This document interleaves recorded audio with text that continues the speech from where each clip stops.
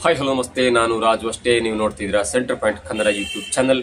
ಒಂದ್ ಕಡೆ ಭಾರತ ಪಾಕಿಸ್ತಾನದ ಮೇಲೆ ದಾಳಿಗೆ ಸಜ್ಜಾಗಿ ನಿಂತರೆ ಆ ವಿಷಯ ದೊಡ್ಡದಾಗಿ ಹರಿದಾಡ್ತಿದ್ರೆ, ಮತ್ತೊಂದು ಕಡೆ ನಿನ್ನೆ ಮಧ್ಯಾಹ್ನ ಶಿವಾನಂದ ಪಾಟೀಲ್ ಅವರು ಯತ್ನಾಳ್ ಅವರ ಸವಾಲನ್ನ ಸ್ವೀಕಾರ ಮಾಡಿದಂತಹ ಶಿವಾನಂದ ಪಾಟೀಲ್ ಅವರು ತಮ್ಮ MLA ಸ್ಥಾನಕ್ಕೆ ರಿಸೈನ್ ಮಾಡಿ ದೊಡ್ಡ ಹೈಡ್ರಾಮಾವನ್ನು ಸೃಷ್ಟಿ ಮಾಡಿಬಿಟ್ರು. ಜೊತೆಗೆ ಸುದ್ದಿಗೋಷ್ಠಿಯನ್ನ ಕರೆದು ಯತ್ನಾಳ್ ಅವರು ಕೂಡ ರಿಸೈನ್ ಮಾಡಲೇಬೇಕೆನ್ನುವ ಕಂಡೀಷನ್ ಅನ್ನು ಹಾಕಿದ್ರು. ಹಾಗಾದ್ರೆ ಶಿವಾನಂದ ಪಾಟೀಲ್ ಅವರು ಯಾಕೆ ರಿಸೈನ್ ಮಾಡಿದ್ರು? ಕೇವಲ ಯತ್ನಾಳ್ ಅವರ ಸವಾಲನ್ನ ಸ್ವೀಕಾರ ಮಾಡಿದಂತ ಶಿವಾನಂದ ಪಾಟೀಲ್ ಅವರು ಅತ್ಯಂತ ದೊಡ್ಡ ಹುದ್ದೆಗೆ ರಿಸೈನ್ ಮಾಡಲಿಕ್ಕೆ ಕಾರಣವಾಯ್ತಾ? ಜೊತೆಗೆ ಶಿವಾನಂದ ಪಾಟೀಲ್ ಅವರ ಪ್ರತ್ಯುತ್ತರಕ್ಕೆ, ಪ್ರತಿ ಸವಾಲಿಗೆ ಯತ್ನಾಳ್ ಅವರು ಕೂಡ ರಿಸೈನ್ ಮಾಡ್ತಾರ? ಇಬ್ರು ಕೂಡ ಚುನಾವಣೆಗೆ ಸ್ಪರ್ಧೆ ಮಾಡ್ತಾರ? ಜೊತೆಗೆ ಇವೆಲ್ಲದರ ಹಿಂದೆ ಅಂದ್ರೆ ಶಿವಾನಂದ ಪಾಟೀಲ್ ಅವರು ತಮ್ಮ MLA ಸ್ಥಾನಕ್ಕೆ ರಿಸೈನ್ ಮಾಡೋದ್ರ ಹಿಂದೆ ಬಿಜೆಪಿ ನಾಯಕರ ಕೈವಾಡ ಕೂಡ ಇದೆಯಾ? ಯತ್ನಾಳ್ ಅವರನ್ನ ಸೋಲಿಸಲೇಬೇಕು, ಯತ್ನಾಳ್ ಅವರನ್ನ ಮಣಿಸಲೇಬೇಕೆನ್ನುವ ಕಾರಣಕ್ಕಾಗಿ ಬಿಜೆಪಿ ದೊಡ್ಡ ನಾಯಕರು ಶಿವಾನಂದ ಪಾಟೀಲ್ ಅವರಿಗೆ ಚೂ ಬಿಟ್ರ? ಇವೆಲ್ಲವನ್ನ ಡಿಟೇಲ್ ಆಗಿ ನೋಡೋಣ. ಅದಕ್ಕಿಂತ ಮೊದಲು ಇಲ್ಲಿಯ ತನಕ ನಮ್ಮ ಚಾನೆಲ್ ಅನ್ನ ಸಬ್ಸ್ಕ್ರೈಬ್ ಮಾಡಿಲ್ಲ ಅಂದ್ರೆ ಈಗಲೇ ಸಬ್ಸ್ಕ್ರೈಬ್ ಮಾಡಿ. ಜೊತೆಗೆ ಕಾಮೆಂಟ್ ಗಳ ಮುಖಾಂತರ ತಮ್ಮ ಅಭಿಪ್ರಾಯವನ್ನು ತಿಳಿಸಬಹುದು. ಎಸ್ ವೀಕ್ಷಕರೇ, ಒಂದು ವಾರದಿಂದ ಕಳೆದ 10 ದಿನಗಳಿಂದ ಭಾರತ ಪಾಕಿಸ್ತಾನ ಮೇಲೆ ದಾಳಿ ಮಾಡುತ್ತೆ, ರಾತ್ರಿ ಮಾಡುತ್ತೆ, ಹಗಲು ಮಾಡುತ್ತೆ. ರನ್ವೇಯಲ್ಲಿ ವಿಮಾನಗಳು ಪ್ರಾಕ್ಟೀಸ್ ಮಾಡ್ತಾ ಇದೆ, ಯುದ್ಧ ಉಪಕರಣಗಳು ಸಜ್ಜಾಗಿ ನಿಂತಿದೆ, ಯುದ್ಧ ವಿಮಾನಗಳು ಸಜ್ಜಾಗಿ ನಿಂತಿವೆ ಎನ್ನುವ ದೊಡ್ಡ ಸುದ್ದಿ ಹರಿದಾಡ್ತಾ ಇದ್ರೆ, ಮತ್ತೊಂದು ಕಡೆ ನಿನ್ನೆ ಮಧ್ಯಾಹ್ನವೇ ಕೃಷಿ ಮಾರುಕಟ್ಟೆ ಸಚಿವರಾದಂತ ಬಸವನ ಬಾಗೇವಾಡಿ ಕ್ಷೇತ್ರದ MLA ಆಗಿರುವಂತ ಮತ್ತು ಹಿರಿಯ ನಾಯಕರಾದಂತ ಕಾಂಗ್ರೆಸ್ನ ಹಿರಿಯ ನಾಯಕರಾದಂತ ಶಿವಾನಂದ ಪಾಟೀಲ್ ಅವರು ಯತ್ನಾಳ್ ಅವರ ಸವಾಲನ್ನ ಸ್ವೀಕರಿಸಿ ಶುಕ್ರವಾರ ಮುಗಿಯೋದ್ರೊಳಗಾಗಿ ತಮ್ಮ MLA ಸ್ಥಾನಕ್ಕೆ ರಿಸೈನ್ ಮಾಡಿದ್ರು. ಹಾಗಾಗಿ MLA ಸ್ಥಾನಕ್ಕೆ ರಿಸೈನ್ ಮಾಡಿದ ನಂತರ ಅವರ ಸಚಿವ ಸ್ಥಾನ ಹೋಗುತ್ತೆ. ತಮ್ಮ MLA ಸ್ಥಾನಕ್ಕೆ ರಿಸೈನ್ ಮಾಡುವಂತ ಒಂದು ಪತ್ರವನ್ನ ಸ್ಪೀಕರ್ ಆದಂತ UT ಖಾದರ್ ಅವರಿಗೆ ವಿಧಾನಸೌಧದ ಮೊದಲ ಮಹಡಿಗೆ ಹೋಗಿ ತಮ್ಮ ರಿಸೈನ್ ಅನ್ನ ಕೊಟ್ಟು ಬಂದ್ರು. ಜೊತೆಗೆ ಕೆಲವೊಂದು ಮಾತುಕತೆಯನ್ನ ಮಾಧ್ಯಮದವರಿಗೆ ಆಡಿದ್ರು. ಹಾಗಾದ್ರೆ ಈ ಶಿವಾನಂದ ಪಾಟೀಲ್ ಅವರು ರಿಸೈನ್ ಮಾಡ್ಲಿಕ್ಕೆ ಏನ್ ಕಾರಣ ಎನ್ನುವುದನ್ನು ನೋಡ್ತಾ ಹೋದ್ರೆ, ಯತ್ನಾಳ್ ಮತ್ತು ಶಿವಾನಂದ ಪಾಟೀಲ್ ಅವರು ಒಂದೇ ಜಿಲ್ಲೆಯವರು, ವಿಜಯಪುರ ಜಿಲ್ಲೆಯವರು. ಹಾಗಾಗಿ ಅವರ ಮಧ್ಯೆ ಬೇರೆ ಬೇರೆ ಪಕ್ಷ ಆಗಿರೋದ್ರಿಂದ ಮಾತಿನ ಚಕಮಕಿ ನಡೀತಾನೆ ಇರುತ್ತೆ. ಆದ್ರೆ ನೋಡಿ, ಕಳೆದ 15 ದಿನಗಳ ಹಿಂದೆ ಯತ್ನಾಳ್ ಅವರು ಆಡಿದಂತ ಮೊಹಮ್ಮದ್ ಪೈಗಂಬರ್ ಅವರ ಬಗ್ಗೆ ಆಡಿದಂತ ಕೆಟ್ಟ ಮಾತಿದೆಯಲ್ಲ, ಕೆಟ್ಟ ಮಾತು ಎನ್ನಲಾದ ಆ ಒಂದು ಪ್ರಸಂಗದಲ್ಲಿ ವಿಜಯಪುರ ನಗರದಲ್ಲಿ ಒಂದು ಮುಸ್ಲಿಂ ಬಾಂಧವರು ಅಥವಾ ಮುಸ್ಲಿಂ ಸಮುದಾಯದವರು ಒಂದು ಪ್ರತಿಭಟನೆಯನ್ನ ಮಾಡ್ತಾರೆ. ಆ ಪ್ರತಿಭಟನೆಯಲ್ಲಿ ಸಹಜವಾಗಿ ಆ ಪಕ್ಷದ ಕಾಂಗ್ರೆಸ್ ಪಕ್ಷದವರಾದಂತ ಶಿವಾನಂದ ಪಾಟೀಲ್ ಅವರು ಪ್ರತಿಭಟನೆಯಲ್ಲಿ ಪಾಲ್ಗೊಳ್ಳುತ್ತಾರೆ.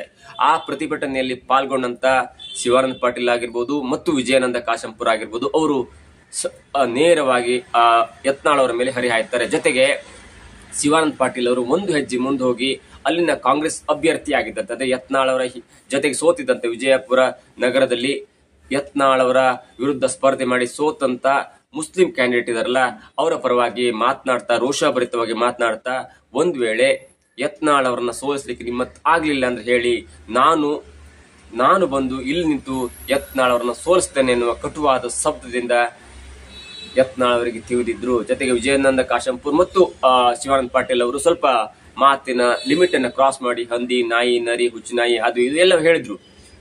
ಈ ಮಾತು ಕೇಳಿಸಿಕೊಂಡಂತ ಯತ್ನಾಳ್ ಅವರು ನೇರವಾಗಿ ಶಿವಾನಂದ ಪಾಟೀಲ್ ಅವರಿಗೆ ಒಂದು ಕಂಡೀಷನ್ ಹಾಕ್ತಾರೆ. ಆ ಪುಣ್ಯಾತ್ಮ ಶಿವಾನಂದ ಪಾಟೀಲ್ ಎನ್ನುವ ಪುಣ್ಯಾತ್ಮ ಪಾಟೀಲೇ ಅಲ್ಲ, ಯಾವುದೋ ಹಿಚ್ಚಡ ಸಮುದಾಯದಿಂದ ಬಂದಂತ ಅಥವಾ ಸರ್ನೇಮ್ ಇಂದ ಬಂದಂತ ಶಿವಾನಂದ್ ಅವರು ಈ ರಾಜಕೀಯ ಬೆಳವಣಿಗೆಗೋಸ್ಕರ ಅಥವಾ ರಾಜಕೀಯ ದುರುದ್ದೇಶದಿಂದ ಪಾಟೀಲ್ ಎನ್ನುವ ಹೆಸರನ್ನ ಇಟ್ಕೊಂಡಿದ್ದಾರೆ, ಪಾಟೀಲ್ ಎನ್ನುವ ಸರ್ನೇಮ್ ಅನ್ನು ಇಟ್ಕೊಂಡಿದ್ದಾರೆ. ರಾಜಕೀಯದ ಬೆಳವಣಿಗೆಗೆ ಅದು ಹೆಲ್ಪ್ ಆಗುತ್ತೆ ಅನ್ನೋ ಕಾರಣದಿಂದ ಹಿಚ್ಚಡ ಸಮುದಾಯದಿಂದ ಬಂದಂತ, ಹಿಚ್ಚಡ ಸರ್ನೇಮ್ ಇಂದ ಬಂದಂತ ಶಿವಾನಂದ ಪಾಟೀಲ್ ಅವರು ಶಿವಾನಂದ ಪಾಟೀಲ್ ಎನ್ನುವ ಸರ್ನೇಮ್ ನೊಂದಿಗೆ ಫೇಮಸ್ ಆಗ್ತಾರೆ ಮತ್ತು ಜನಪ್ರಿಯರಾಗ್ತಾರೆ ಮತ್ತು ರಾಜಕೀಯ ಬೇಳೆಯನ್ನು ಬೇಯಿಸ್ಕೊಳ್ತಾರೆ. ಹಾಗಾಗಿ ಒಂದು ವೇಳೆ ಶಿವಾನಂದ ಪಾಟೀಲ್ ಅವರು ಅವರ ಅಪ್ಪನಿಗೆ ಹುಟ್ಟಿದ್ರೆ ಎನ್ನುವ ಮಾತನ್ನ ಉಪಯೋಗಿಸ್ತಾರೆ.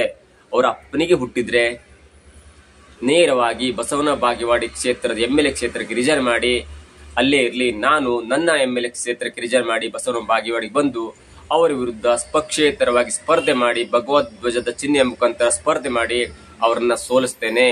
ನಿಜವಾಗಿಯೂ ಸೋ ಅಂಡ್ ಸೋ ಅಂದ್ರೆ ಅವರಪ್ಪ ಎನ್ನುವ ಮಾತನ್ನು ಬಳಸಿಕೊಂಡು ಹುಟ್ಟಿದ್ರೆ ಅವರು ಈ ಶುಕ್ರವಾರದ ಒಳಗೆ ತಮ್ಮ MLA ಸ್ಥಾನಕ್ಕೆ ರಿಸೈನ್ ಮಾಡಿ ಬಸವನ ಬಾಗೇವಾಡಿ ಕ್ಷೇತ್ರದಲ್ಲಿ ನಿಲ್ಲಿ, ನಾನು ಕೂಡ ನನ್ನ ಕ್ಷೇತ್ರಕ್ಕೆ ರಿಸೈನ್ ಮಾಡಿ ನಾನು ಅವರ ವಿರುದ್ಧ ಸ್ಪರ್ಧೆ ಮಾಡಿ ಪಕ್ಷೇತರವಾಗಿ ಗೆದ್ದು ತೋರಿಸ್ತೇನೆ ಎನ್ನುವ ತಾಕತ್ತಿನ ಸವಾಲನ್ನು ಒಡ್ಡಿದ್ರು.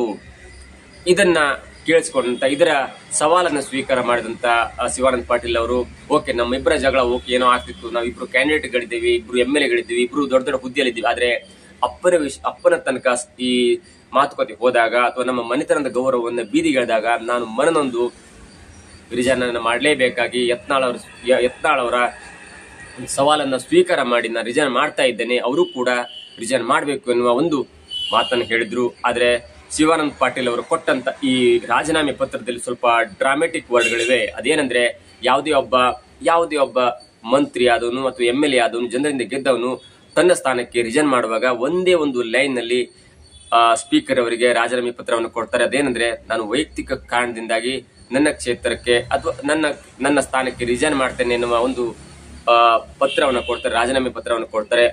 ಅಲ್ಲಿ ಏನಾದ್ರೂ ಡೌಟ್ ಬಂದ್ರೆ ಸ್ಪೀಕರ್ ಅವರು ಖುದ್ದು ಕರೆ ಮಾಡಿ ಅಥವಾ ಒಂದು ಪತ್ರವನ್ನು ಬರೆದು ಆ ವ್ಯಕ್ತಿ ಕಳಿಸಿ ನೀವು ಮುಖಾಮುಖಿ ಭೇಟಿಯಾಗಬೇಕು, ನಿಮಗೆ ಏನಾದ್ರೂ ಒತ್ತಡದ ಕಾರಣವಿದೆಯಾ ಅನ್ನುವ ಒಂದು ಪತ್ರವನ್ನು ಬರೆದು ಆನಂತರ ಆ ಕ್ಯಾಂಡಿಡೇಟ್ ಅನ್ನು ಕರೆಸಿ ಮುಖಾಮುಖಿ ಮಾತನಾಡಿ ನೇರವಾದ ಅಥವಾ ಸ್ಪಷ್ಟವಾದ ರೀಸನ್ ಕೇಳಿಕೊಂಡು ಆ ನಂತರ ರಾಜೀನಾಮೆ ಪತ್ರವನ್ನು ಅಂಗೀಕರಿಸುವಂತ ಒಂದು ವಿಧಾನ ಇದೆ.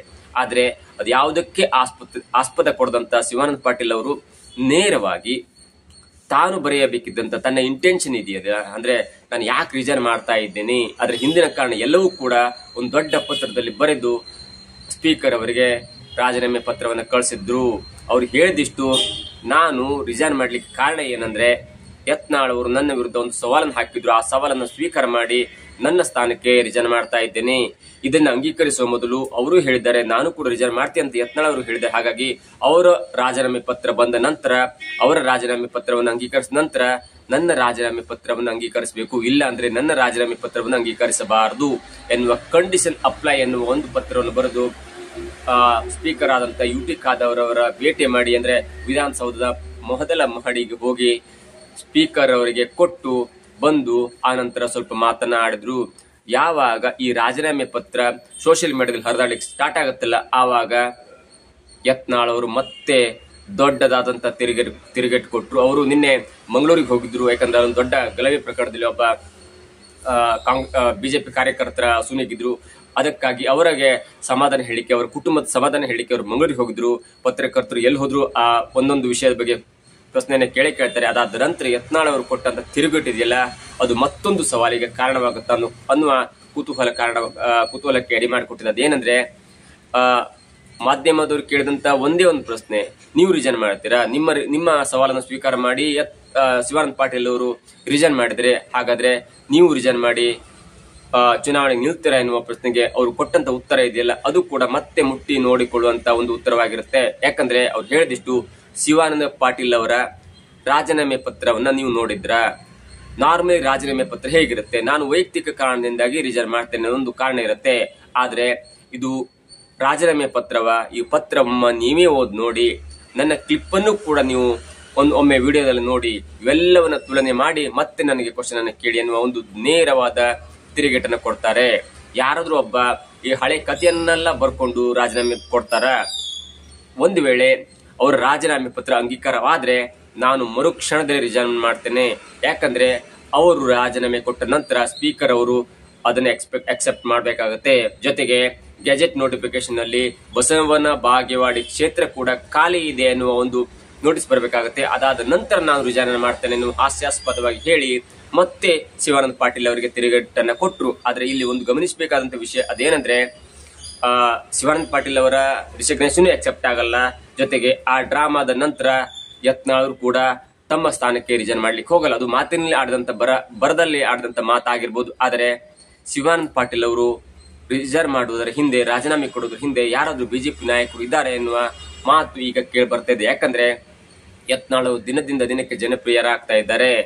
ಹಿಂದೂ ಹುಲಿ ಎನ್ನುವ ಒಂದು ಜನಪ್ರಿಯತೆ ಕೂಡ ಇದೆ. ಆದ್ರೆ ಇದೀಗ ಆ ರಿಸೈನ್ ಹಿಂದೆ, ಶಿವಾನಂದ ಪಾಟೀಲ್ ಅವರು ರಿಸೈನ್ ಮಾಡಿದ್ರ ಹಿಂದೆ ಇದೀಗ ಬಿಜೆಪಿ ನಾಯಕರ ಕೈವಾಡ ಇದೆ ಎನ್ನುವ ಒಂದು ಸುಳಿವು ಕೂಡ ಸಿಗ್ತದೆ. ಯಾಕಂದ್ರೆ ನಿನ್ನೆ ಮಾಧ್ಯಮದ ಜೊತೆ ಮಾತನಾಡ್ತಿದ್ದಂತ ಶಿವಾನಂದ ಪಾಟೀಲ್ ಅವರು ಹೇಳ್ತಾರೆ, ಓಕೆ ನನ್ನ ವಿರುದ್ಧ ಮಾತಾಡಿದ್ರೆ ಯತ್ನಾಳ್ ಅವರು ಬಾಯಿ ಬಂದ ಮಾತಾಡಿದ್ರೆ ಅದಕ್ಕೇನು ಪರವಾಗಿಲ್ಲ, ಓಕೆ ನಾವಿಬ್ರು ನಾಯಕರಿದ್ದೀವಿ, ನಾವಿಬ್ರು MLA ಇದ್ದೀವಿ, ಆದ್ರೆ ನಮ್ಮ ಅಪ್ಪನ ಬಗ್ಗೆ ಮಾತಾಡ್ತಾರೆ. ನಮ್ಮ ಅಪ್ಪನವ್ರು ಎಷ್ಟು ವಯಸ್ಸಿನವರು, ಅವರು ನಮ್ಮ ಅಪ್ಪನವರ ಬಗ್ಗೆ ಕೂಡ ಮಾತಾಡ್ತಾರೆ. ಜೊತೆಗೆ ವಿಜೇಂದ್ರ ಅವರ ಬಗ್ಗೆ ಮಾತಾಡ್ತಾರೆ. ಓಕೆ, ಅವರು ಕಿರಿಯರಿದ್ದಾರೆ, ಅವ್ರ ಬಗ್ಗೆ ಮಾತಾಡ್ಲಿ. ಆದ್ರೆ ಯಡಿಯೂರಪ್ಪನಂತ ಹಿರಿಯರ ಬಗ್ಗೆ ಮಾತಾಡ್ತಾರೆ. ಅವರು ರಾಜಕೀಯದಲ್ಲಿ ಅವರು ಸುಮ್ಮನೆ ಮನೇಲಿದ್ದಾರೆ, ಯಾವುದೇ ರಾಜಕೀಯ ಗೋಜಿಗೆ ಹೋಗ್ತಿಲ್ಲ. ಅಂತವ್ರ ಬಗ್ಗೂ ಕೂಡ ಯತ್ನಾಳರು ಬಾಯಿ ಬಂದಾಗ ಮಾತಾಡ್ತಾರೆ ಎನ್ನುವ ಶಿವಾನಂದ ಪಾಟೀಲ್ ಅವರ ಹೇಳಿಕೆ ಇದೆಯಲ್ಲ, ಅದೆಲ್ಲವೂ ಕೂಡ ಎಲ್ಲೋ ಒಂದ್ ಕಡೆ ಸಂಶಯಕ್ಕೆ ಎಡೆ ಮಾಡಿಕೊಡ್ತಿದೆ. ಒಂದು ವೇಳೆ ವಿಜೇಂದ್ರ ಅವರು ಅಥವಾ ಯಡಿಯೂರಪ್ಪನ ಕುಟುಂಬ ಅಥವಾ ರೇಣುಕಾಚಾರ್ಯ ಎಲ್ಲ ಸೇರಿ ಶಿವಾನಂದ ಪಾಟೀಲ್ ಅವರಿಗೆ ಚೂ ಬಿಡ್ತಾ ಎನ್ನುವ ಒಂದು ಗೊಂದಲ ಕೂಡ ಇದೀಗ ಕಾರಣವಾಗ್ತಿದೆ. ಆದ್ರೆ ಏನೇ ಆಗ್ಲಿ, ವಿಜೇಂದ್ರ ಆಗ್ಲಿ ಯಡಿಯೂರಪ್ಪನವರಾಗ್ಲಿ ಇಂಥ ಕೆಲಸಕ್ಕೆ ಇಳಿಲಿಕ್ಕಿಲ್ಲ ಎನ್ನುವ ಭಾವನೆ ಬಿಜೆಪಿ ಕಾರ್ಯಕರ್ತರಲ್ಲಿದೆ. ಜೊತೆಗೆ ಯತ್ನಾಳ್ ಅವರ ಅಭಿಮಾನಿಗಳಲ್ಲೂ ಕೂಡ ಇದೆ. ಯಾಕಂದ್ರೆ ಮೊನ್ನೆ ಜನಾಕ್ರೋಶ ಯಾತ್ರೆಯಲ್ಲೂ ಕೂಡ ಬಿಜಾಪುರ ನಗರಕ್ಕೆ ಹೋದಂತ ವಿಜೇಂದ್ರ ಅವರಿಗೆ ದೊಡ್ಡದಾದಂತ ಒಂದು ಸ್ವಾಗತ ಸಿಕ್ಕಿತ್ತು. ಹಾಗಾಗಿ ಯಾವುದೇ ಕಾರಣಕ್ಕೂ ಕೂಡ ಯತ್ನಾಳ್ ಮತ್ತು ವಿಜೇಂದ್ರ ಅಥವಾ ಯತ್ನಾಳ್ ಮತ್ತು ಯಡಿಯೂರಪ್ಪನವರ ನಡುವೆ ಅಂತ ದೊಡ್ಡ ಗ್ಯಾಪ್ ಇದ್ದಂಗೆ ಕಂಡು ಬರುತ್ತಲ್ಲ. ಆದ್ರೆ ಯಾವುದೋ ಒಂದು ಆಗದ ಕಾರಣಕ್ಕಾಗಿ ವಿಜೇಂದ್ರ ಮತ್ತು ಯಡಿಯೂರಪ್ಪನವರ ಮೇಲೆ ಯತ್ನಾಳ್ ಅವರು ಮಾತನಾಡಿ ಇದೀಗ ಪಕ್ಷದಿಂದ ದೂರ ಸರಿದಿದ್ದಾರೆ ಮತ್ತು ಪಕ್ಷೇತರವಾಗಿ ಅಥವಾ ಬೇರೆ ಪಕ್ಷವನ್ನ ಕಟ್ತೇನೆ ಎನ್ನುವ ದೊಡ್ಡ ಘೋಷಣೆಯನ್ನು ಕೂಡ ಮಾಡಿದ್ದಾರೆ. ಆದ್ರೆ ಏನೇ ಆಗ್ಲಿ, ಶಿವಾನಂದ ಪಾಟೀಲ್ ಮತ್ತು ಯತ್ನಾಳ್ ಅವರ ನಡುವೆ ನಡೆದಂತ ಈ ಕಚ್ಚಾಟದಲ್ಲಿ ಮತ್ತು ಈ ಜಂಜಾಟದಲ್ಲಿ ವಿಜಯಾನಂದ ಕಾಶಂಪುರ್ ಎನ್ನುವ ವ್ಯಕ್ತಿ ಮಧ್ಯ ಬಂದು ಸಿಕ್ಕು ಇದೀಗ ಯತ್ನಾಳ್ ಅವರ ಆಕ್ರೋಶಕ್ಕೆ, ಯತ್ನಾಳ್ ಅವರ ಅಭಿಮಾನಿಗಳ ಆಕ್ರೋಶಕ್ಕೆ ತುತ್ತಾಗಿದ್ದು ನೋಡಿದ್ರೆ ಶಿವಾನಂದ ಪಾಟೀಲ್ ಅವರ ನಂತರ ಇದೀಗ ಯತ್ನಾಳ್ ಮತ್ತು ವಿಜಯಾನಂದ ಕಾಶಂಪುರ್ ಅವರ ಮಧ್ಯೆ ದೊಡ್ಡದಾದಂತಹ ಒಂದು ಸಂಘರ್ಷ ಆಗೋದ್ರಲ್ಲಿ ಎರಡು ಮಾತಿಲ್ಲ ಎನ್ನುವುದು ಇದೀಗ ಸಿಕ್ಕಂತ ಮಾಹಿತಿಯಾಗಿದೆ. ಇದಾಗಿತ್ತು ಇವತ್ತಿನ ವಿಶೇಷ. ನೋಡ್ತಾ ಇರಿ centre point Kannada YouTube channel.